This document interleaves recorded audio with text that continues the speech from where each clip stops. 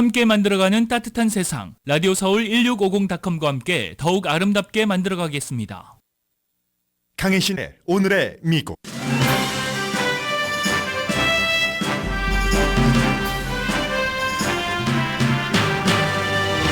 바이든 대통령의 아들 헌터 바이든이 총기법 위반 혐의 3가지 모두에 대해 유죄 판결을 받았습니다. 형량은 최대 25년이고 바이든 대통령은 사면하지 않을 것이라고 여러 차례 밝혔습니다. 대선 격전지인 네바다주에서는 지금 상하원 예비선거가 치러지고 있습니다. 트럼프 전 대통령이 공식 지지한 육군 출신 샘 브라운 후보의 당선 가능성에 무게가 쏠려 있습니다. 그가 예비선거와 본선거를 통과하면 공화당이 상원 다수당이 될 가능성이 높기 때문입니다. 미국에서 가장 규모가 큰 개신교 복음주의 대표격인 남침례교 컨벤션이 오늘과 내일 인디애나폴리스에서 열립니다. 여자 목사를 허용할지 인공수정을 허용할지 등이 이슈입니다. 남침례교와 약간 차이가 있는 침례교인 지미 카터 전 대통령의 교회에서는 지난주 사상 처음으로 여자가 목사가 됐습니다. 트럼프 전 대통령은 낙태라는 단어를 사용하지 않은 채 생명을 보호한다는 식으로 낙태 반대의 뜻을 밝혔습니다. 사무엘 얼리토 연방대법관과 존 로버츠 대법원장이 미국을 기독교 국가로 만드는데 연방대법원이 어떤 역할을 해야 하는지에 대해 다른 의견을 내놨습니다. 녹음이 나왔습니다.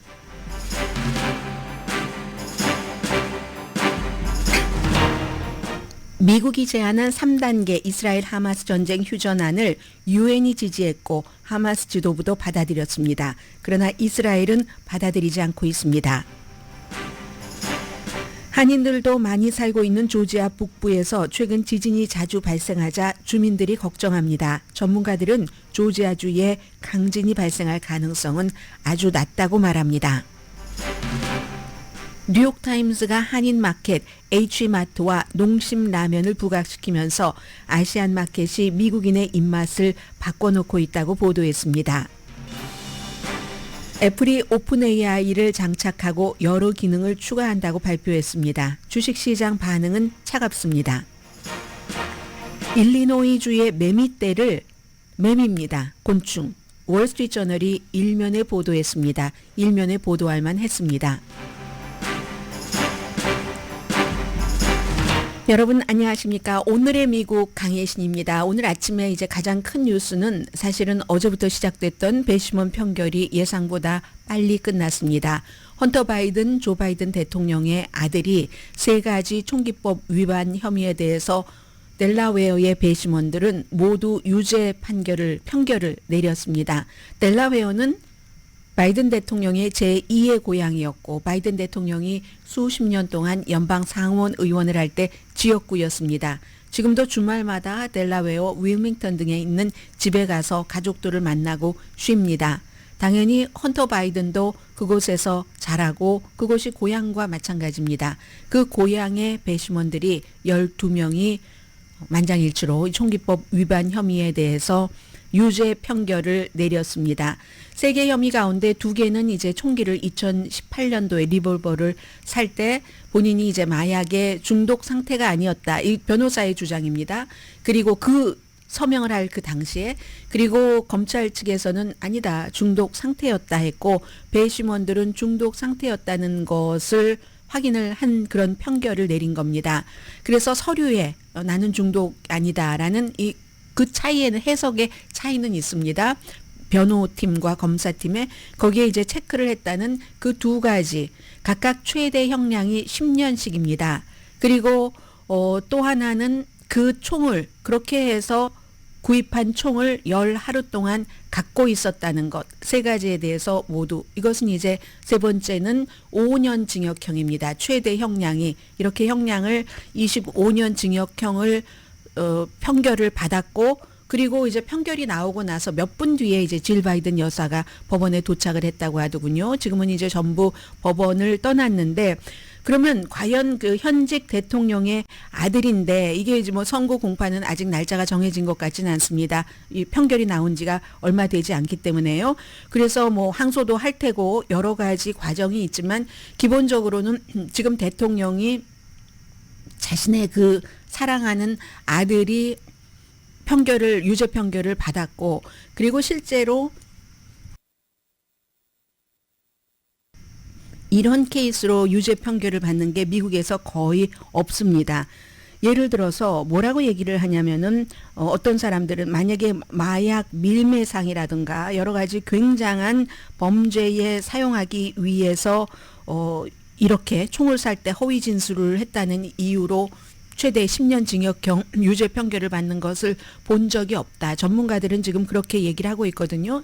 이미 헌터 바이든의 이 재판은 정치적으로 너무 얽혀 있기 때문에 트럼프 전 대통령도 이제 조금 있으면 본인의 어떠한 의견을 내놓을 텐데, 어쨌든 이렇게 돼서 25년 징역형을 받을 수 있지만 25년 징역형을 내릴 리는 거의 없다고 봅니다. 이건 트럼프 전 대통령이 얼마 전에 34개 혐의에 대해서 뉴욕에서 모두 유죄 판결을 받았지만, 이 트럼프 전 대통령의 나이라든가 지금까지 전과 기록이 없다는 점이라든가 비폭력이라든가 이런 점을 감안을 해서 징역형을 내릴 리가 없다고 전문가들이 보는 것과 거의 이제 비슷한 그런 케이스로 징역형을 받을 수 있을까? 물론 징역형을 받는다 할지라도 최대 형량 뭐 10개월 이렇게 받는 것은 아니고 몇 개월 정도가 아닐까. 현재는 그렇게 예상들을 합니다.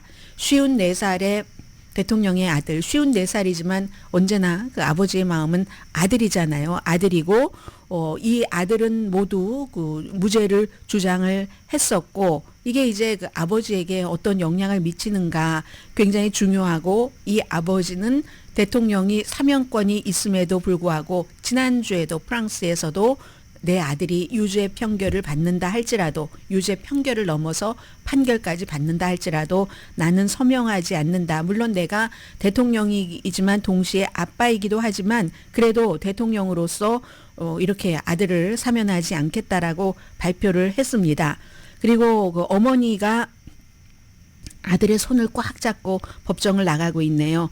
그리고 늘 그 가까이에서 그 남편을 지켜보고 있었던 그런 와이프는 오늘은 선글라스를, 보통 이제 선글라스 끼는데 안 쓰고 법정을 떠나고 있고, 의외로 이 질 바이든 여사는 그것이 연출일 수도 있고 또 그 같은 마음가짐일 수도 있겠지만 사진이 많은 것을 말해주잖아요. 오늘 그 올리브 색깔 연한 그 중간색 옷을 입고, 그리고는 그냥 너무 강하지도 않은 덤덤하지만 어떤 그 결심이 있는 것 같은 뭐 엄마의 모습. 2살 때부터 54살 된 아들을 그 아들이 2살 때 사고로 엄마를 잃고 그때부터 키웠으니까 이건 친엄마보다도 더한 그 모정이 있는 관계겠죠. 그래서 이제 아주 앞을 보고 너무 강하지 않게 단단한 모습으로 나가는데, 그때 이 어머니는 아들의 손을 잡고 있었고 3가지 혐의에 대해서 모두 유죄 판결을 받은 헌터 바이든은 웃는 모습이었습니다. 그렇다고 뭐 좋아라 하고 깔깔거리고 웃는 것은 아니고, 이것도 역시 연출이겠죠. 어느 정도의 마음가짐은 있지만 어쨌든 2018년도에 권총을 살 때 코케인을 사용하지 않았다 하고 거짓말을 한 혐의에 대해서 이게 이제 이렇게 나온 겁니다. 그리고는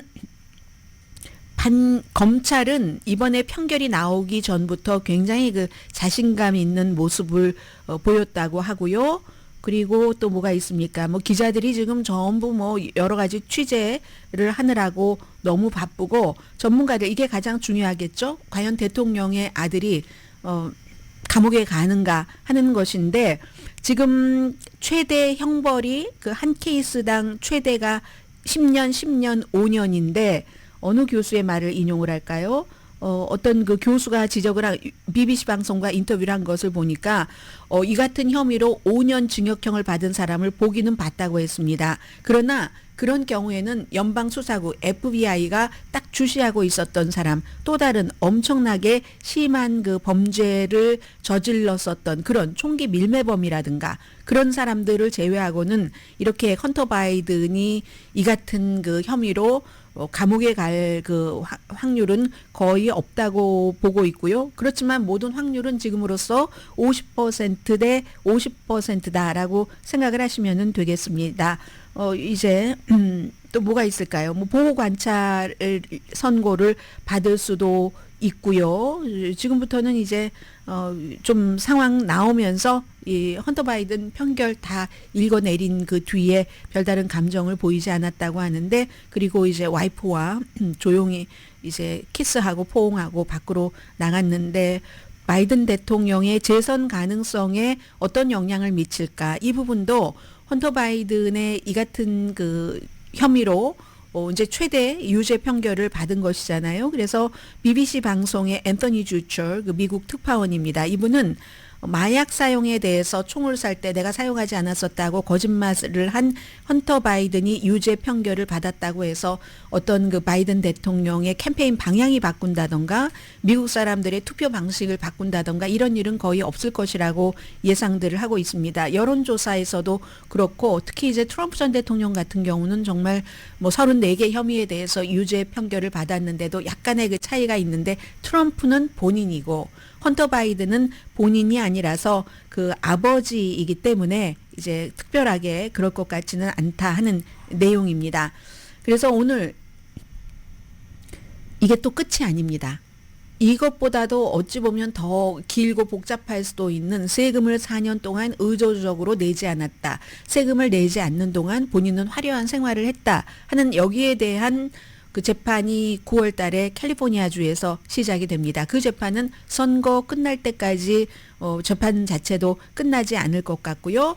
아무튼 이리하여 그 바이든 대통령은 여러 가지 지금 너무 뭐 이스라엘 팔레스타인 전쟁에다가 트럼프와의 전쟁에다가 이제 아들 문제까지 겹쳐 있기 때문에 너무 그 힘든 그런 상황일 것 같고요. 검사는 이번에 변호사가 그 총기를 살 때 당시는 마약 중독이 아니었다 이렇게 주장을 했는데, 검사가 뭐라고 얘기를 했냐면요, 아니 헌터 바이든이 마약 중독자가 아니라는 그런 그 당시에 마약 중독자가 아니었다 이 같은 주장을 하면은 누구도 마약 중독자가 아니다 이렇게 얘기를 하고, 그리고 이제 그래서 총기 양식에 적을 때 그 당시에 내가 지금 총을 사는 지금 right now 마약을 지금 했느냐 이것이냐 아니냐로 착각을 했다 뭐 이런 뭐 비슷한 변호를 했거든요.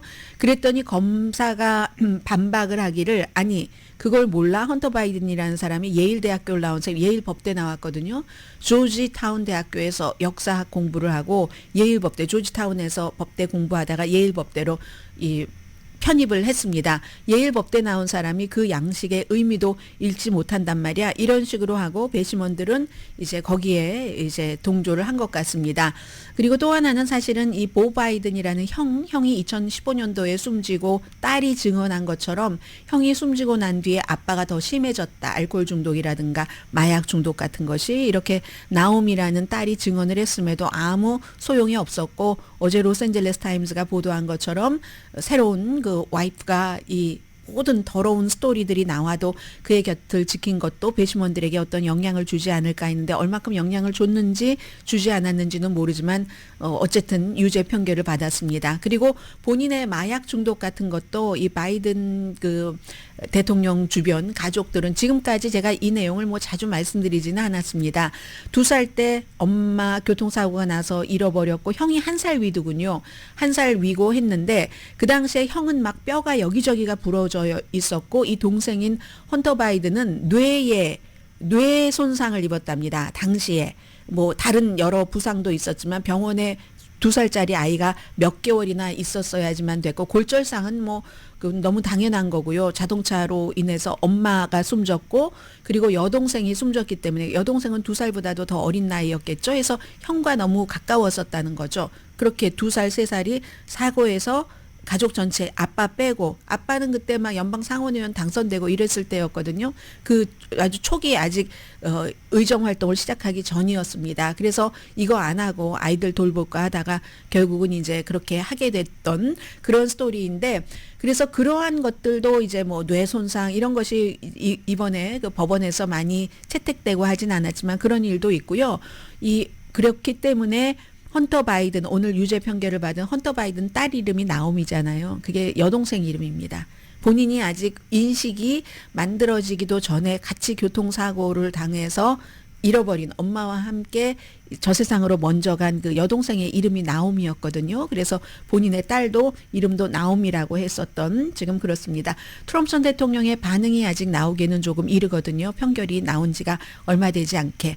아무튼 그렇습니다. 그리고 지금 사실은 제가 이 헌터 바이든의 판결이 발표되지 않았다면 이 내용을 먼저 전해드렸을 겁니다. 네바다주에 살고 계시는 분들 안녕하세요. 격전지죠. 네바다주도 오늘 이제 뭐 대통령 예비선거 아니라 상하원 예비선거가 치러지는데 트럼프 전 대통령이 공식적으로 지지한 육군 출신 샘 브라운 후보 2022년도에도 나왔다가 떨어졌고요. 이거 굉장히 중요한 건데 트럼프의 지지가 왜냐하면 하도 공화당에서 예비선거 많이 나왔거든요.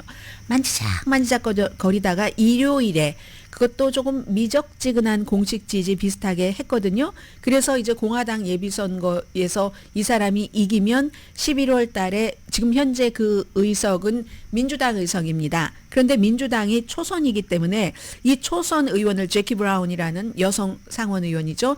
이기면은 이게 이제 제일 상원이 뒤집힐 수 있는 넘버 원 지역이 네바다입니다.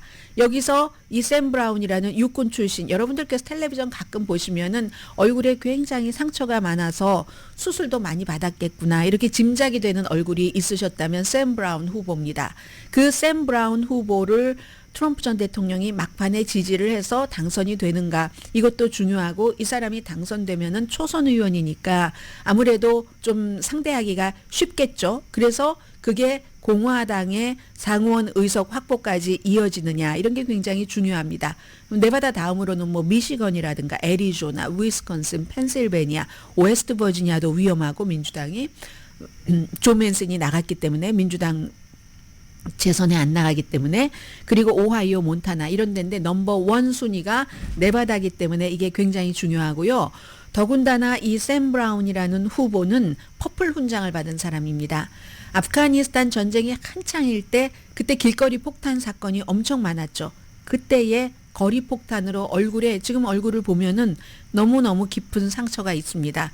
그래도 거의 죽을 뻔하다가 살아난 그런 사람입니다. 그래서 이제 군 복무했었던 이걸 굉장한 그 의제로 삼고 있는 그 사람이거든요.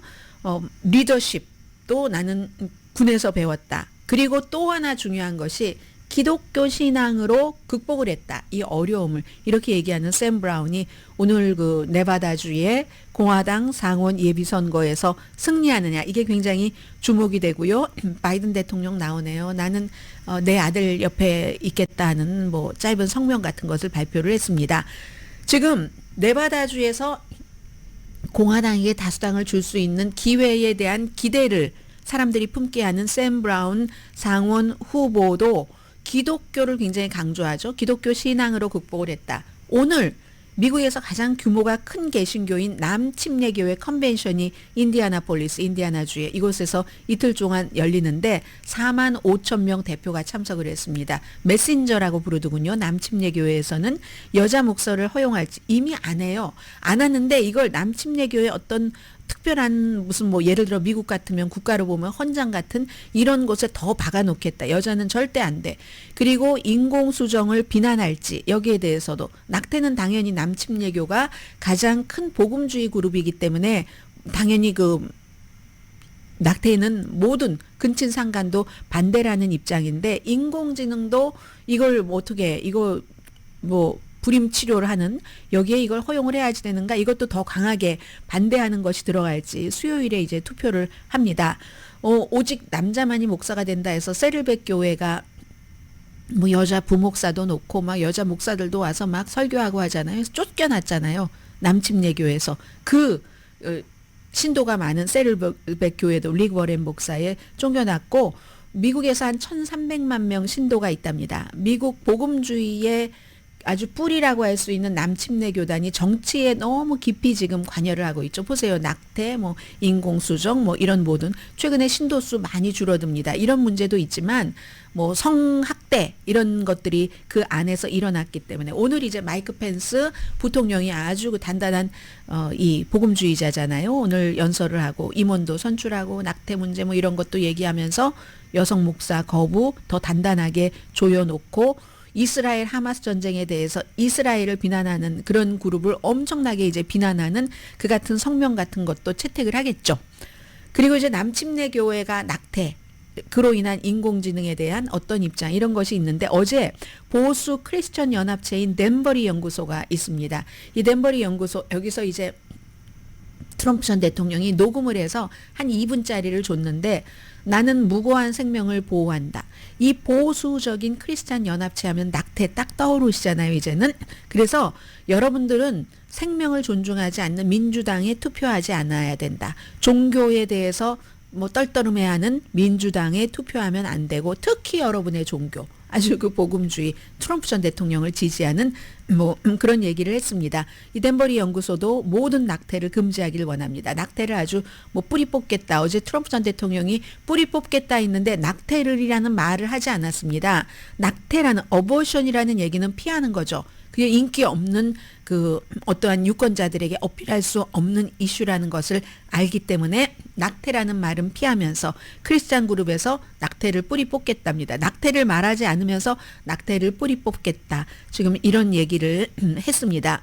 그리고 남침례교하고 침례교하고 조금 다르죠. 뭐 이 침례교는 영국에서 이제 시작된 그 기독교 뭐 이런 영국 개신교의 분파 이렇게 말씀드릴 수 있다면 그리고 이제 좀 모든 일들을 좀 자율적으로 한다던가 여성의 역할을 좀 강조한다던가 하면은 침례교는 미국에서 노예제도 그 폐지를 놓고 이거 절대로 안 돼 이러면서 이제 남침례교가 침례교에서 분리가 됐습니다. 지금은 더 커져 버렸지만 약간 그 켈빈주의적이고 그리고 이 침례교회가 자율적인 것을 하면은 남침례교회는 더 이렇게 협력하고 강제성 같은 것도 지도부에서 부과를 하고 선교에 굉장히 집중을 하고 하는 거죠. 그래서 제가 왜 이 말씀을 드렸냐면은 남침례교가 그렇게 보수적으로 가고 절대로 여자 목사 안 대하는 걸 또다시 오늘 확인을 한다는 거잖아요. 그런데 6월 2일 지난번에 일요일에 지금 그 지미 카러 전 대통령 39대 미국의 대통령이 와이프를 먼저 떠나보내고 지금 교회 사람들이 얼마나 지미 카러 전 대통령을 생각을 하고 있겠어요. 그 교회에서 처음으로 여자 목사가 나왔습니다. 그래서 그 여자 목사가 첫 번째 설교를 한 날이 바로 며칠 전입니다. 그래서 애슐리 구타스 목사군요. 애슐리 구타스 목사이고 원래 애틀란타에서 부목사를 하셨다라고 얘기를 들었습니다. 마라난타 그 바프티스트 처치가 이 지미 카러 전 대통령이 선데이 스쿨에 쭉 가서 일을 했었던 곳이잖아요. 이렇게 이제 침례교와 남침례교가 다르고 전에는 이 교회 목사가 2021년까지인가 흑인 목사였습니다. 그 흑인 목사도 이 교회에서 최초의 흑인 목사였습니다. 아무튼 미국 대통령도 어쨌든 대통령의 아들도 아주 드물게 다른 사람으로서는 기소되지도 않고 체포되지도 않는 케이스로 최고 형량 25년 징역형의 유죄 판결을 받았다. 그리고 지금 이 미국은 굉장히 복잡하게 돌아가는 상황에서 제일 우뚝 서는 것은 보수주의 물결이다. 이 남침례교를 포함을 한 복음주의 이런 곳에서 그게 정치까지 아직 깊이 뿌리 박혀 있다. 이런 내용 전해드립니다.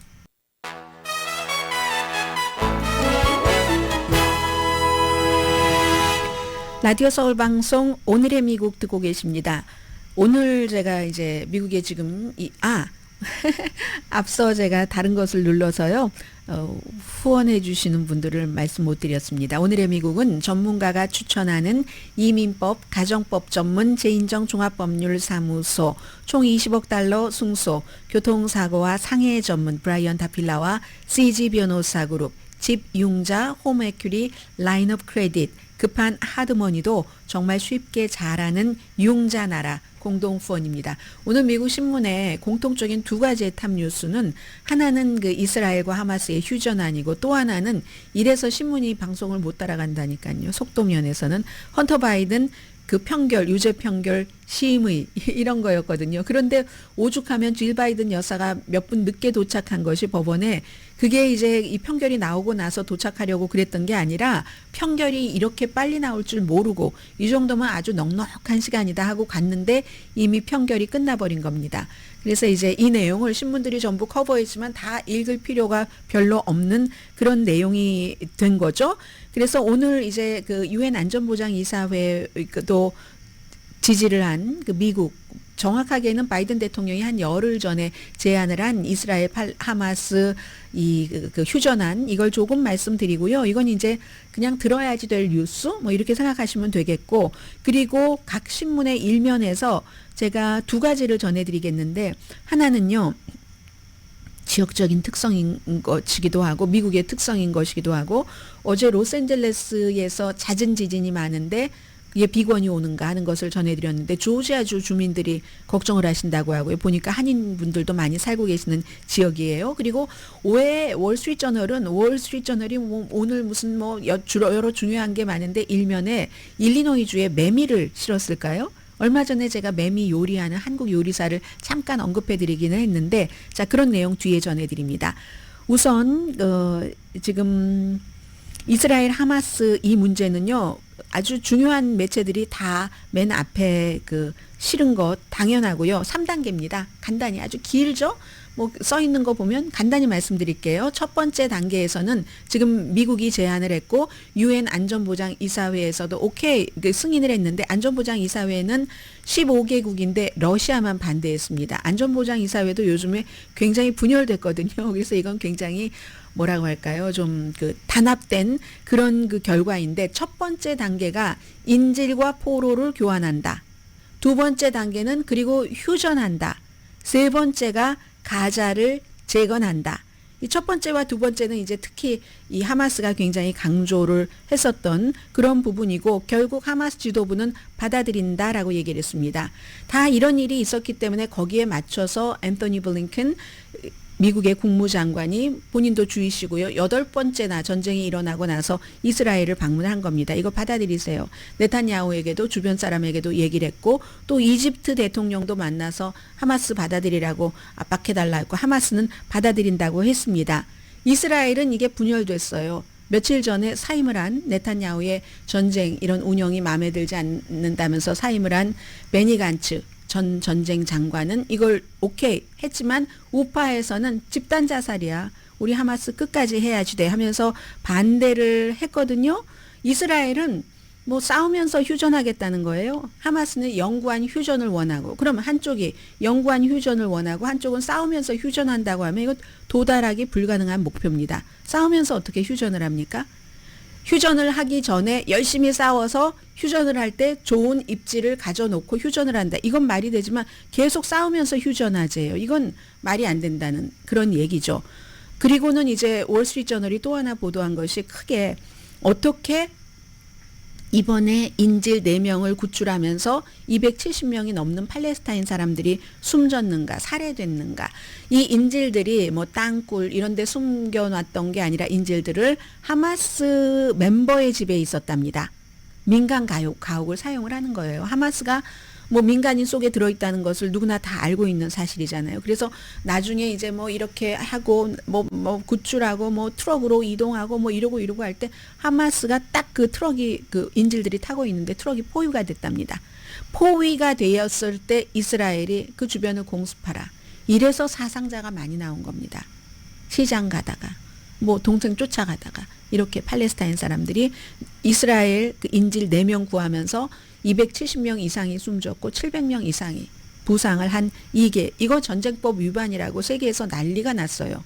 미국의 복음주의 기독교인들만 하나님 아버지 이스라엘하고 두 손 모아서 이스라엘을 위해서 기도하죠. 4명 대 270명 플러스 700명. 이거 전쟁법 위반으로 보는 국가가 거의 대부분입니다. 말하지 않고 있는 그런 국가로도. 그래서 이스라엘은요, 이거 뭐라고 하나요? 벤자민 네탄야후가 그동안 수없이 여러분들께 보도를 해드렸던 것처럼 본인 편 챙기기, 본인 지지자들 지지 계속 받기, 또 개인적인 뭐 이해관계 뭐 이런 것들을 생각을 하는 거죠. 자, 이게 가장 중요한 뉴스였고요. 그리고 오늘 이제 따로 눈여겨 조금 볼 수 있는 것은 몬타나주의 얘기인데, 이건 몬타나주에는 한국 분들이 많이 살고 계시지 않기 때문에 몬타나주가 자살률이 너무 높아서, 그거 이제 또 총기와 관련된 거잖아요. 총이라는 것이 다른 사람을 살해하기도 하지만 자살할 때 가장 많이 쓰여지는 무기입니다. 그걸 막 장전시킨다던가 이런 여러 가지 방법을 냈는데, 저는 시간 관계도 있고 하기 때문에 두 가지만을 좀 전해드리겠습니다. 또 하나는 뭐 당연히 워싱턴 포스트는 여러 가지 이 이스라엘 문제 이런 얘기들 많이 전했지만, 볼티모어가 있잖아요. 볼티모어 항구 어제 말씀드렸죠. 완전히 이제 6월 며칠로 날짜가 정해져서 오픈한다는 그런 내용을 전했고, 그에 비해서 시카고 트리뷴은 오바마 전 대통령이 일리노이주가 지역구인 연방 상원의원이었고, 대통령에서 물러나고 나서 그곳에 대통령 기념관을 짓잖아요. 이제 뭐 거의 건물이 다 뭐 어떤 부조 같은 것은 올라간 것 같습니다. 그걸 이제 오바마 전 대통령도 인부들이 입는 그 조끼 있죠. 형광 조끼, 라임 색깔의 그 조끼 입고 웃고 있고, 인부들과 똑같이 모자 쓰고 조끼 입고 뭐 진 바지 차림인 것 같은데요. 그런 모습, 일리노이주니까 그런 모습이 있고요. 애틀란타와 월스트리트저널의 일면 보도를 전해드리겠습니다. 애틀란타의 일면에는 뭐 여러 가지 헌터 바이든 등등이 있는데, 애틀란타 북부에서 살고 계시는 분들 최근에 막 일주일 사이에 지진이 많이 일어났다면서요. 로스앤젤레스 지역에서는 이 정도 지진은 너무 작아서 우리가 잘 느끼지도 못하고, 그거는 지진은 뭐 이 땅 깊이 이런 것과 진앙지와의 거리 다 연관이 있으니까요. 근데 조지아주 북부에 특히 이제 한국 분들이 귀넷 카운티에 많이 살고 계시잖아요. 애틀란타 그쪽 북쪽에. 그래서 레이크 라이너 그리고 델토는 조금 애틀란타보다 조금 더 서북쪽이죠. 서북쪽. 그래서 이제 이 귀넷 카운티에 많이 살고 계시는 걸로 알고 있는데, 여기서 어제 자정에, 오늘 자정인가요? 어제 월요일 자정에 진도 2.3의 지진이 일어났고, 6월 7일에도 그 비슷한 지점에서 뭐 2.5, 2.1, 6월 3일에도 달튼 외곽에서 거기 이제 카투사 카운티네요. 조금 작은 지진이 일어났는데, 이러면 사람들이 작은 지진이 막 일어나면 흔히 하는 말이 비권이 오나 이거잖아요. 뭘 예상해야지 되는가. 뭐 기사가 제법 길던데 간단히 말씀드리자면, 이게 아주 심각하면 제가 길게 말씀드렸을 텐데요. 강한 지진은 캘리포니아주에서 일어날 가능성이 더 높다. 이제 전문가들이 얘기를 하시는 거예요. 아틀란타 저널 컨스티튜션과 인터뷰에서 소규모 지진이 상당히 흔하다고 합니다. 그쪽 지역에서 1년에 한 10번에서 20번 정도는 있다고 하거든요. 조지아주 공대의 지구물리학과의 앤디 뉴먼 교수의 얘기입니다. 좀 더 많은 지진이 올까? 전조일 가능성이 있지만 가능성은 낮다. 이렇게 전문가들이 얘기할 때는 가능성이 아주 낮다는 얘기잖아요. 그래서 오히려 지나치게 걱정하지 말고, 혹시 지진이 오면 어떻게 해야지 되지? 캘리포니아주에서 노트리지 지진 전후로 해서 엄청나게 많이 우리가 연습하고 준비하고 집에 물도 놓고 프레쉬도 놓고 뭐 라디오도 놓고 했었거든요. 그런 것을 이제 애틀란타 그쪽 지역에서 이제 시작을 하고 있는 것 같습니다. 월스트리트저널이 일면에 아주 시리어스한 뉴스를 많이 이제 전했어요. 여기에 가자지구 인질들이 구조됐대. 어떻게 했는가. 또 애플, 이 얘기는 잠시 뒤에 말씀을 드리겠고요. 그런데 일면에 이거 꼭 일면에 넣어야지만 돼. 그래야 사람들이 이걸 보고 뒤에까지 가서 보니까 라고 하고 노력을 한 흔적이 제가 너무너무 보여요. 일면에 작게 나왔거든요. 다른 중요한 사람들을 꼭 알아야지만 될 뉴스들이 많기 때문에. 그런데 이것을 작게라도 일면에 넣은 것은 재미있었습니다. 저는 매미떼가 일리노이주를 이 벌레 왕국으로, 매미 왕국으로 바꾸고 있대요. 지금 두 무리가, 하나는 17년생, 하나는 13년생. 매미라는 게 땅속에 오래 있다가 잠깐 공기 보고 숨 쉬고 그리고는 전사하잖아요. 장렬하게. 매미가 그렇잖아요. 그래서 정말 시끄러운 거죠. 그 짧은 그 생애 때문에. 그런데 이제 여러분과 인터뷰를 하는데, 일리노이주에서 본인은 잔디가인데 최근에 뒷마당에 나가지를 못해서 잔디의 길이가 1피트 높이가 됐다. 도저히 나가자면은 또 그걸 막 매미를 사육해야지 되는데 하면서 나무에 전부 매미예요. 이거는 막 뭔지 그냥 딱 붙어 있어서 볼 수도 없을 그럴 정도거든요. 53세의 네일 니코스 씨, 시카고 교회의 다우너스 그로브에 살고 계시는 분입니다. 엔지니어인데 그런데 이제 지난주에 할 수 없이 이제는 안 되겠다 하고 잔디 깎는 기계에 올라탔는데 겨울 모자 쓰고 안전하게 안경도 쓰고 긴 팔 타이트한 그런 바지 입고 그래도 매미떼의 습격을 받아서 뭐 옷, 안경, 그 귀 가까이의 그 소리라고는 상상할 수 없는 정도라는 겁니다. 올해는 미시시피강 동쪽에 12개 주에서 매미떼가 얼마나 많이 출현을 했는데 일리노이주는요. 1803년 이후에 가장 많이 17년 된 매미 무리와 13년 된 매미가 이 정도면 17년이면 땅속에 가장 오래 있는 매미에 속하겠네요. 그래서 17년 된 매미 무리는 북쪽에서 오고 13년 된 매미 무리는 남쪽에서 온답니다. 막 이렇게 와서 땅에서 오래 있다가 딱 지구로 나오면 그 다음에 짝짓기를 하죠. 번식을 시키는 겁니다. 그래서 귀청이 터질 듯이 숫매미가 운다고 하잖아요. 암매미를 찾는 거예요. 생긴 것도 뭐 이분 어떤 분이 외계인처럼 생겼는데 이렇게 얘기를 하시면서 이제 그렇게 해서 인간에게 혐오감을 줄 수도 있고 아니면 매혹적일 수도 있고 예술 프로젝트도 해요. 실제로. 아니면 사업의 기회로 삼아서 코리안 아메리칸 셰프처럼 음식으로 만들고 근데 의무는 얼마나 시끄러운지 한번 여러분들 제 말을 들어보시겠어요? 하는 식으로 얘기를 하는데 맛은 어떨까? 아무튼 뭐 여러 가지 궁금한 게 많은데 어떤 지붕 공사를 하시는 분이 소음 측정기를 들고 근처 공원으로 가서 매미 소리를 측정을 했답니다. 아주 흐드러지게 있는 버드나무 근처에 가서 딱 쟀더니요. 가장 높은 수치가 110데시벨이래요. 이 110데시벨 정도 되면은 한 몇 피트 떨어진 곳에서 몇 피트면은 뭐 얼마 내 옆이잖아요. 자동차가 그 혼을 막 누르는 아니면 전기톱 소리 있죠? 그 정도의 소리라고 하거든요. 귀에 보호 장치를 해야지 되는 그런 정도라고 얘기를 합니다. 그런데도 일리노이주에서도 맥주에도 뭐 매미만 맥주, 아이스크림에도 매미 보이기도 하잖아요. 매미 피자, 매미 튀김, 코리안 아메리칸 셰프는 그런 거 내놨잖아요. 그리고 매미의 그 생애, 그 주기를 표현하는 칠막 작품, 뭐 그림도 그리고 음악도 있어 10인조 앙상블이 주말에 야외 공연에서 공연까지 했다고 하네요.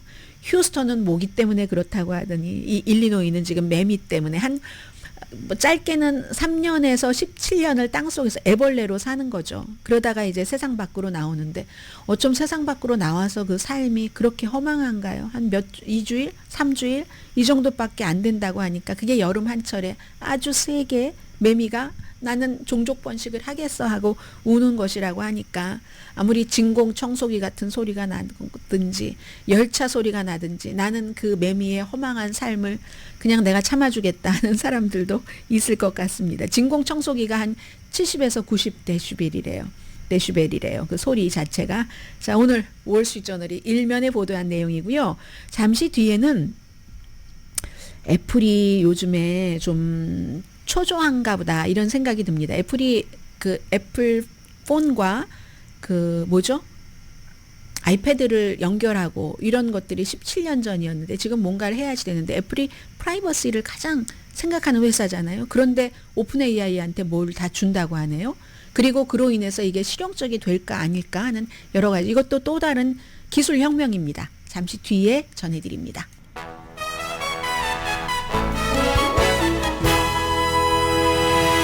라디오 서울 방송 오늘의 미국 듣고 계십니다. 그 애플이 얘기한 어제 이제 그 월드와이드 디벨로퍼 컨퍼런스에서 발표한 애플 인텔리전스라는 게 이게 이제 애플 자체의 어떠한 그 프로그램 자체는 아닌 거예요. 그래서 이제 여기 여러 가지 내용들이 있어서 기사가 막 산발적으로 나오고 있는데 이제 제일 중요한 건 미국에서 또 세계에서 제일 중요하게 보는 것은 챗GPT를 만든 오픈 AI와 협력을 해서 예를 들어서 뭐 텍스트 메시지 같은 것을 스케줄로 우리 이메일을 적어 놓고는 이거 내가 새벽에 저 사람한테 보내야지 하면 밤에 자기 전에 스케줄링을 해 놓잖아요. 그렇게 할 수도 있고 필요하면은 위성을 통해서 텍스트 메시지를 보낼 수도 있고 그리고 또 이제 한국 분들이 이거 하는 것은 전화 앱에서 애플 앱에서 전화 통화를 이제 녹음을 하고 트랜스크립으로 되고 그런 거 처음에는 이제 한국어는 안 된다고 해요. 이건 뭐 영어, 스페인어, 프랑스어, 독일어, 일본어, 중국어, 무슨 뭐 포르투갈어, 광둥어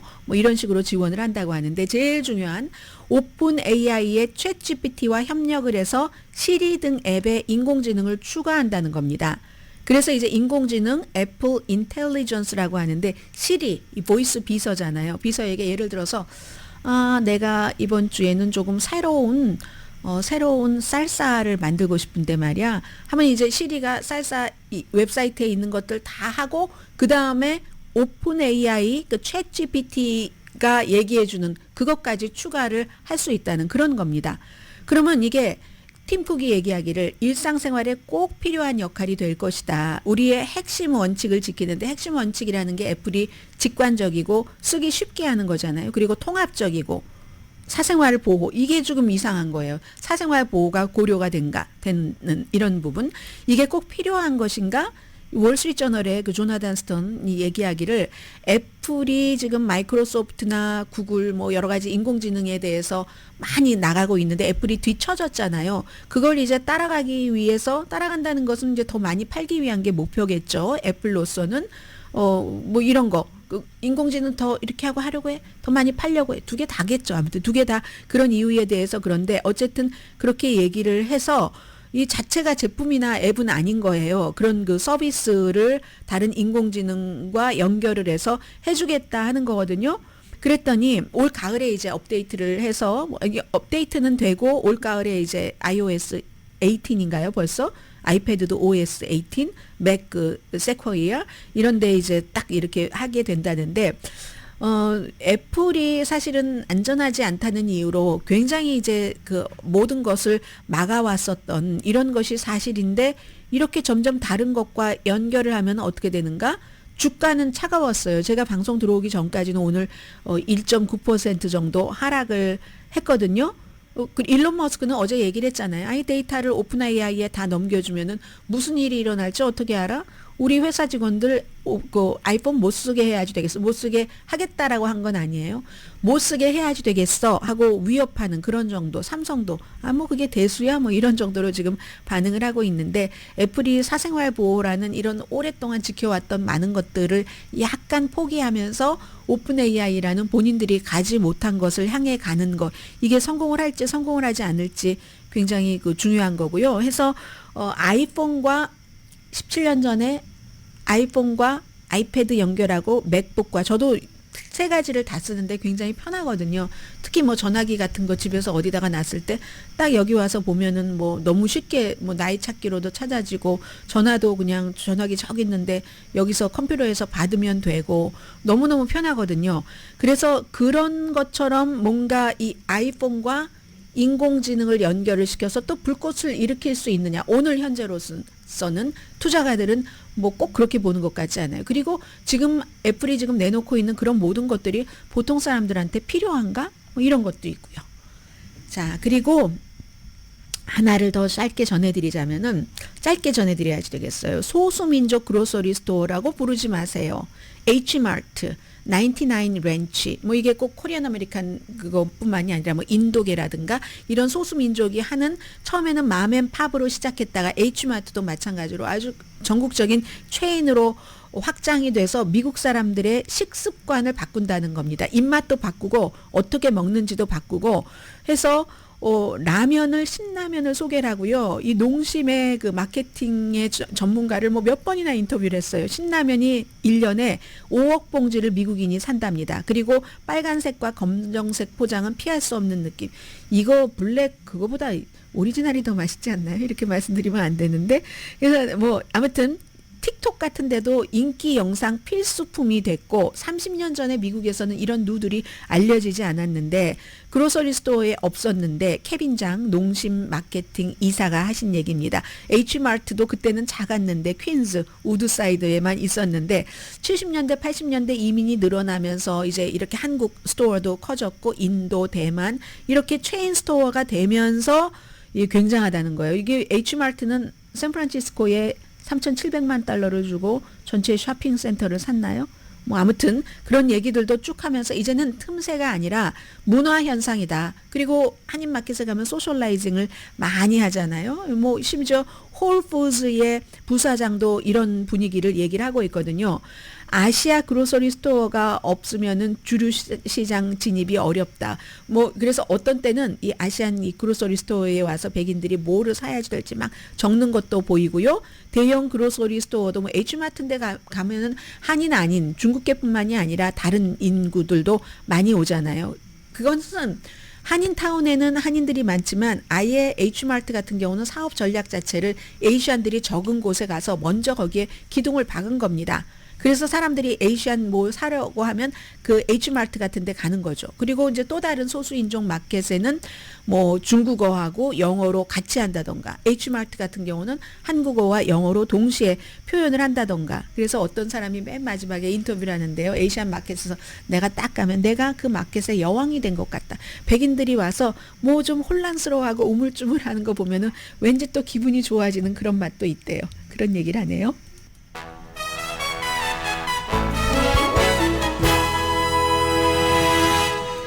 라디오 서울 방송 오늘의 미국 듣고 계십니다. 아이고 아쉽습니다. 왜냐하면 제가 공들여서 오래 준비를 했었는데 그걸 다 못 전해드리게 됐는데요.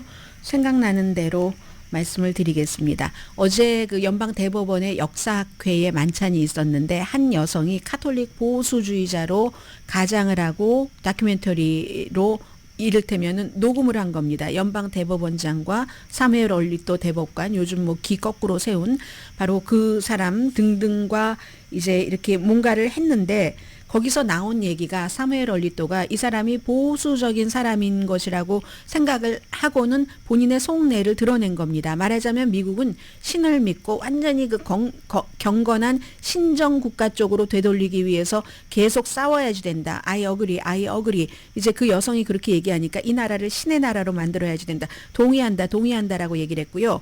같은 말에 대해서 존 로버츠 대법원장은 I don't know if that's true. 그게 뭐 사실인지 I don't know라고 얘기를 했고 또 대법원장의 와이프는요 지난번에 기에 대해서 막 논란이 일었잖아요. 그런 논란을 일으킨 사람에게 나는 복수할 것이라고 지금 당장 복수할 필요는 없지만 아무튼 복수는 한다 이렇게 얘기를 했습니다. 오늘의 미국은 이민법 가정법 전문 제인정 종합법률사무소 교통사고와 상해 전문 브라이언 타필라와 CG 변호사 그룹 급한 하드머니도 정말 쉽게 잘하는 융자나라 공동폰이었습니다. 10시에 브라보 마이 라이프 방송됩니다.